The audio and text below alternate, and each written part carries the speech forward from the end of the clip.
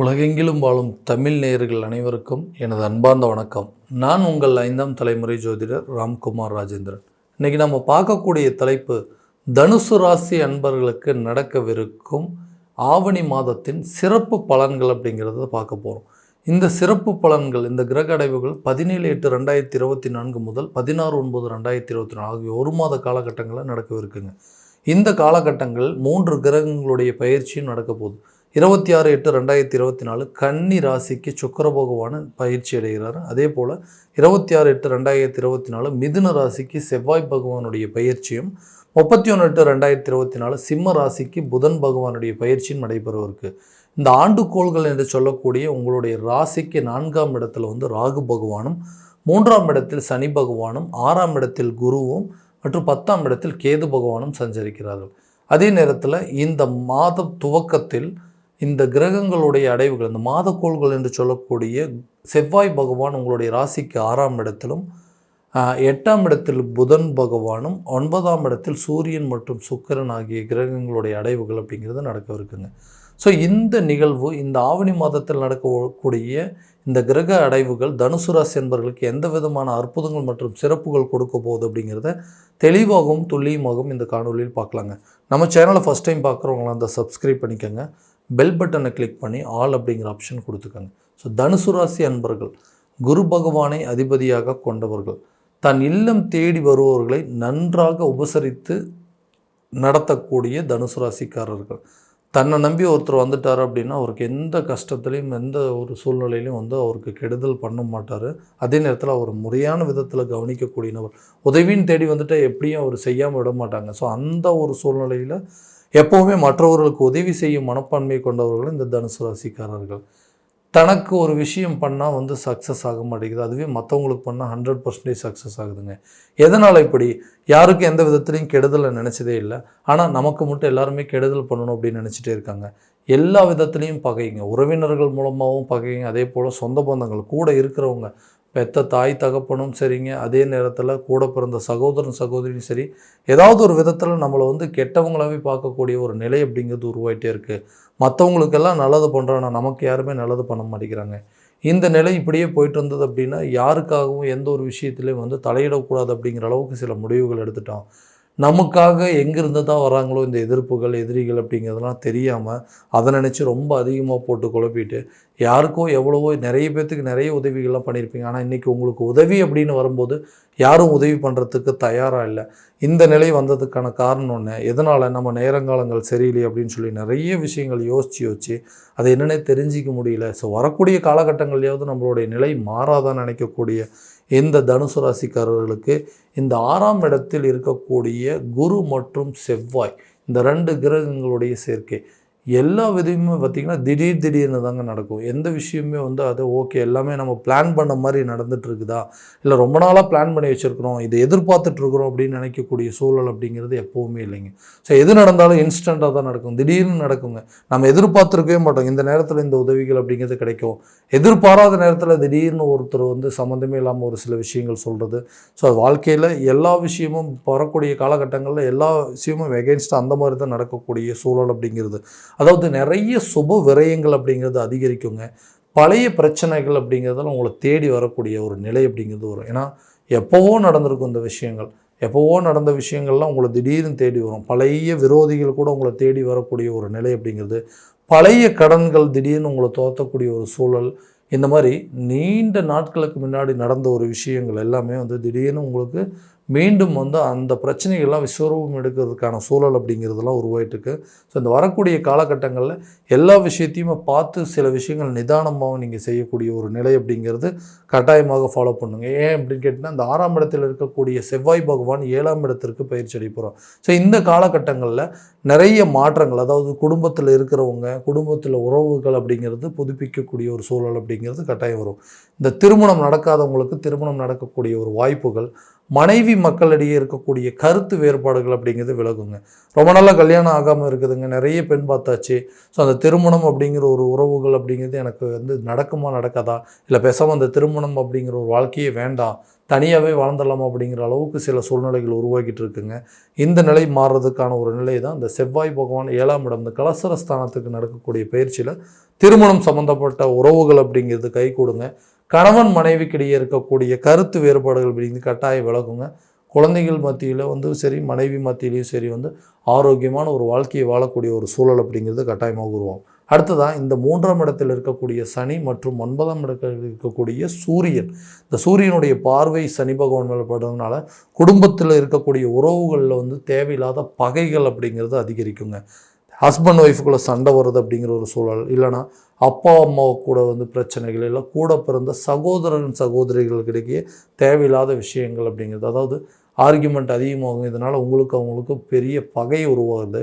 ஆரோக்கியத்தில் சற்று கவனக்குறைவுகள் அப்படிங்கிறது வருங்க. அதாவது தேக ஆரோக்கியத்தில் அக்கறையை ரொம்ப அதிகமாக காட்டணுங்க. இல்லை அப்படின்னா தேவையில்லாத பிரச்சனைகள் அப்படிங்கிறது, தேக ஆரோக்கியத்தில் அக்கறை ரொம்ப தேவைப்படுது. அதே நேரத்தில் அலைச்சலை குறைத்து ஆரோக்கியத்தில் கவனத்தை கண்டிப்பாக செலுத்தணும். ஏன்னா உடல் ரீதியாக இருக்கக்கூடிய பாதிப்புகள், இந்த 6ஆம் இடத்தில் இருக்கக்கூடிய குரு பகவான் பகை அப்படிங்கிறது உருவாக்குவார். அதே நேரத்தில் உடல் ரீதியாக பாதிப்புகள் அப்படிங்கிறது கொடுக்குங்க. ஸோ இந்த 2 விஷயத்தில் கொஞ்சம் கவனம் அப்படிங்கிறது செலுத்தணுங்க. அடுத்தபடியாக பார்த்தீங்கன்னா இந்த 9ஆம் இடத்தில் இருக்கக்கூடிய சுக்கிர பகவான் 10ஆம் இடத்திற்கு தொழில் மற்றும் கர்மஸ்தானத்திற்கு பயிற்சி அடைகிறார். இந்த சுக்கிர பகவான் இந்த புதன், அதாவது கன்னி ராசிக்கு நீச்ச கிரகமாக வருங்க. ஸோ இந்த இடத்துல பயிற்சி அடைகிறது இதுவும் ஒரு விதத்தில் நன்மை அப்படிங்கிறதே சொல்லலாம். ஏன் அப்படின்னு கேட்டிங்கன்னா நிறைய விஷயங்கள், அதாவது உங்களுக்கு நல்லது உத்தியோக ரீதியாக சில விஷயங்கள் நடக்குங்க. திடீர்னு ப்ரமோஷன் கிடைக்கிறதோ, இல்லை ஒரு சேலரி இன்க்ரிமெண்ட் கிடைக்கிறதுக்கான சில சூழல் அப்படிங்கிறதோ, இது வரைக்கும் உங்களுடைய ஹையர் அஃபீஷியல் எதுக்கெடுத்தாலும் உங்களை குறை சொல்லிகிட்டே இருக்கிறது, அதே மாதிரி உங்களுடைய உழைப்பை மட்டுமே எடுத்துகிட்டு உங்களுக்கு தேவையான ஊதியத்தை கொடுக்காமல் இருந்தது, உங்களை நல்லா பயன்படுத்தி இருந்திருப்பாங்க, உங்களுடைய திறனை தப்பான ஒரு விஷயத்தில் பயன்படுத்திட்டு இருப்பாங்க இல்லையா, அந்த நிலைகள் அப்படிங்கிறதால மாறும். ஒரு நாட்டிலிருந்து இன்னொரு நாட்டுக்கு சென்று வேலை பார்க்கக்கூடிய அளவுக்கு யோகத்தை உருவாக்குங்க. ஸோ இந்தியாவில் இருக்கிறவங்க ஒரு ஃபாரின் கண்ட்ரியில் போய் கொஞ்சம் நாளைக்கு வேலை தேடி அந்த இடத்துல ஒர்க் பண்ணோம் அப்படின்னா நல்லாயிருக்கும் அப்படிங்கிறவன். அதே மாதிரி ஃபாரின்லேருந்து ஓகேங்க ரொம்ப வருஷமாக ஒர்க் பண்ணிட்டோம், இந்தியாவுக்கு ஏதாவது ஒரு வேலை விஷயமாக முயற்சி பண்ணலாம் அப்படின்னு கேட்டிங்கன்னா, இந்த கேது பகவானோட சுக்கிரன் அப்படிங்கிற ஒரு கிரகம் சேரும் பொழுது அது ஒரு நீச்ச பங்க ராஜயோகத்தை உருவாக்குங்க. தொழிலில் திடீர்னு, அதாவது வேலையில் திடீர்னு எதிர்பாராத ஒரு லாபகரமான சூழல், எதிர்பார்த்துருக்கவே மாட்டேங்க, ஒரு ஹை பேக்கேஜில் திடீர்னு உங்களுக்கு ஒரு ஜாப் ஆப்பர்ச்சுனிட்டி அப்படிங்கிறது திடீர்னு ஃபாரின்லேருந்து வந்திருக்குங்க. இந்த வேலைக்கு வந்தீங்க அப்படின்னா நீங்கள் வாங்கிட்டு இருக்கிற சேலரியே டபுளாக இருக்கிற சூழல், இல்லை நீங்கள் ஒர்க் பண்ணிகிட்டு இருக்கிற இடத்துல திடீர்னு உங்களுக்கு எதிர்பாராத விதமாக ஒரு பெரிய ப்ரொமோஷன் கொடுப்பதற்கான சூழல், கேட்ட இடத்துல கேட்ட நேரத்தில் உதவிகள் அப்படிங்கிறது கட்டாயமாக உங்களுக்கு கிடைக்கக்கூடிய சூழல் அப்படிங்கிறது. அடுத்தபடியாக நீங்கள் செய்யக்கூடிய தொழிலில் பெரிய முன்னேற்றம் அப்படிங்கிறதுங்க. ரொம்ப நாளாக இந்த பிஸ்னஸ் பண்ணிட்டு தாங்க இருக்கிறோம், அந்த பிஸ்னஸில் நல்ல ஒரு சக்ஸஸ் அப்படிங்கிறதே இல்லை, அதுக்கு தேவையான முதலீடு, நானும் ஹார்ட் ஒர்க் பண்ணி தான் எல்லாத்தையும் பண்ணிகிட்ருக்கேன், ஆனால் தொழிலில் ஒரு மந்த நிலை அப்படிங்கிறது உருவாகிட்டே இருக்குது, இந்த நிலை போகாது. ஏன்னா தொழிலில் நிறைய குழப்பங்கள் இருக்கும். ஏன் இந்த மாதிரி இருக்குது, நம்ம பிஸ்னஸ் மட்டும் ஏன் இப்படி இருக்குது, நம்ம பிஸ்னஸே தான் மற்றவங்களும் பண்ணுறாங்க, அவங்க பண்ணால் நல்ல விதத்தில் சக்ஸஸ் ஆகுது, ஆனால் நம்ம பண்ணும்போது அதில் எந்த விதத்துலேயும் ஒரு இம்ப்ரூவ்மெண்ட்டே இல்லாமல் இருக்குது அப்படிங்கிறவங்களுக்கு இந்த காலகட்டங்களில் அந்த தொழிலில் ஒரு அபரிவிதமான ஒரு யோகத்தை உருவாக்கும். அது ஒரு ராஜயோகமாக இருக்குங்க. தொழில் பிஸ்னஸில் நல்ல ஒரு ப்ராஃபிட்டான சூழல் அப்படிங்கிறது கட்டாயமாக உருவாக்கக்கூடிய தருணமாக இருக்க போகுது. கணவன் மனைவிக்கிடையே இருக்கக்கூடிய கருத்து வேறுபாடுகள் அப்படிங்கிறது முழுமையாக விலகுங்க. புத்திரர் பாக்கியம் சம்மந்தப்பட்ட அனுகூலங்கள் அப்படிங்கிறது கட்டாயமாக இருக்கும். ஏன்னா இந்த குழந்தை பாக்கியம் இல்லாத தம்பதியினருக்கு அவங்க சந்திக்கக்கூடிய பிரச்சனைகள் அப்படிங்கிறது ரொம்ப ஏராளங்க. ஒரு குழந்தை இருக்குங்க, 2வது குழந்தை இல்லை அப்படின்னு சொல்லி முயற்சி பண்ணிகிட்ருக்கோம், அதுவும் நல்ல விதத்தில் நடக்க மாட்டேங்குது. முதல் குழந்தையே நிறைய விஷயத்தில் அதாவது கருக்கலைப்பு அப்படிங்கிறது, இந்த குழந்தை தங்க மாட்டேங்குதுன்னு சொல்லிட்டு இருக்கிறவங்களுக்கு இந்த காலகட்டங்களில் மருத்துவம் ரீதியாக இருக்கக்கூடிய முயற்சிகள் அப்படிங்கிறது நல்ல ஒரு பலன் அப்படிங்கிறது கொடுக்குங்க. பூர்வீக சொத்துக்களில் இருக்கக்கூடிய பிரச்சனைகள், அதாவது அண்ணன் தம்பி மத்தியில் ரொம்ப நாளாக ஒரு சொத்து பத்துக்கள் பிரச்சனை ஓடிட்டுருக்கு, அந்த பாதிப்புகள், அந்த பாதிப்புகள் அப்படிங்கிறது எப்போங்க விலகும், ஸோ எங்களுக்குள்ளே ஒரு அண்டர்ஸ்டாண்டிங் வராதா, அண்ணன் தம்பிகளுக்குள்ளே இருக்கக்கூடிய பிரச்சனைகள் தீராதா, புதுசாக வண்டி வாகனங்கள் வாங்கிறதுக்கோ ஒரு நகை நட்டு சேர்ப்பதற்கான யோகமோ இல்லை வீடு கட்டுறதுக்கான வாய்ப்புகள்லாம் இருக்கா அப்படின்னா நிறைய முயற்சி பண்ணிகிட்டே தாங்க இருக்கிறோம், ஆனால் அது எதுவுமே நடக்க மாட்டேங்குதுன்னு சொல்கிறவங்களுக்கு இந்த காலகட்டங்களில் உங்களுக்கு ஒரு நல்ல பலன்கள் அப்படிங்கிறது கொடுக்குங்க. அதாவது புதிய வண்டி வாகனங்கள் வாங்குவதற்கான யோகமும் வீடு கட்டுவதற்கான வாய்ப்பும், சகோதரர்கள் மத்தியில் இருக்கக்கூடிய மன சங்கடங்கள் அப்படிங்கிறது விலகக்கூடிய காலகட்டமாக இருக்க போதுங்க இந்த கிரகங்களுடைய பயிற்சி. அதாவது கர்மகாரகன் என்று சொல்லக்கூடியவர். இந்த 10ஆம் இடத்திற்கு வந்து இந்த சுக்கிரன் மற்றும் அதாவது தர்ம கர்மாதிபதி என்று சொல்லக்கூடிய இந்த 2 கிரகங்களுடைய சேர்க்கைங்க. இது ஒரு விதத்தில் நல்ல ஒரு யோகத்தை ஏற்படுத்தக்கூடிய காலகட்டமாக இருக்க போதுங்க. எல்லா விதமான ஒரு நல்ல பலன்கள் அப்படிங்கிறது ஒரு புதிய தொழிலை தொடங்குவதற்கான திட்டமும் நிறைவேறுங்க. அடுத்தபடியாக பார்த்தீங்கன்னா இந்த கொடுக்கல் வாங்கல் இருக்கக்கூடிய பிரச்சனைகள், யார்கிட்டையாவது ஒரு உதவி கேட்டிருப்பீங்க, பணம் அப்படிங்கிறது ஒரு ஹெல்ப்பாக இருக்குங்க. எனக்கு வந்து நான் கேட்ட இடத்துல எனக்கு பணம் கிடைச்சதுன்னா என்னுடைய பழைய கடன்கள் எல்லாத்தையும் அடைச்சிருவேன், கடன் இல்லாத ஒரு வாழ்க்கையை வாழணும் அப்படின்னு சொல்லி எடுக்கக்கூடிய முயற்சி எல்லாமே தடைப்பட்டுட்டே இருக்குதுங்க அப்படின்னு சொல்லக்கூடியவர்களுக்கு. அதே போல் இந்த 7 மற்றும் 10ஆம் இடத்திற்கான அதிபதி என்று சொல்லக்கூடியவர்கள், 7ஆம் இடத்திற்கான அதிபதி புதன் பகவான், அதே போல் இந்த 10ஆம் இடத்திற்கான அதிபதி புதன், இவங்க 2 பேரும் அந்த இந்த கிரகங்களுடைய அதிபதி உங்களுடைய ராசிக்கு 9ஆம் இடம், அதாவது சூரியனோட புதனும் சேரும்போது புதன் ஆதித்ய யோகத்தை உருவாக்கும்.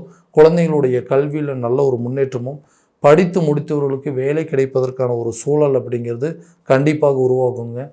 குடும்பத்தில் இருக்கிறவங்களோ சரி, இல்லை ஒரு நண்பர்களோ சரிங்க, சகோதரன் சகோதரிகள் யாராவது வந்து ஒருத்தர் படித்து ஒர்க் பண்ணி படித்து முடிச்சுட்டாங்க, நான் அவங்களுக்கு வந்து சரியான விதத்தில் ஒர்க்கு கிடைக்கலன்னு சொல்கிறவங்களுக்கு இந்த ஆதித்ய யோகம் ஒரு நல்ல பலன்கள் அப்படிங்கிறது கட்டாயமாக கொடுக்குங்க.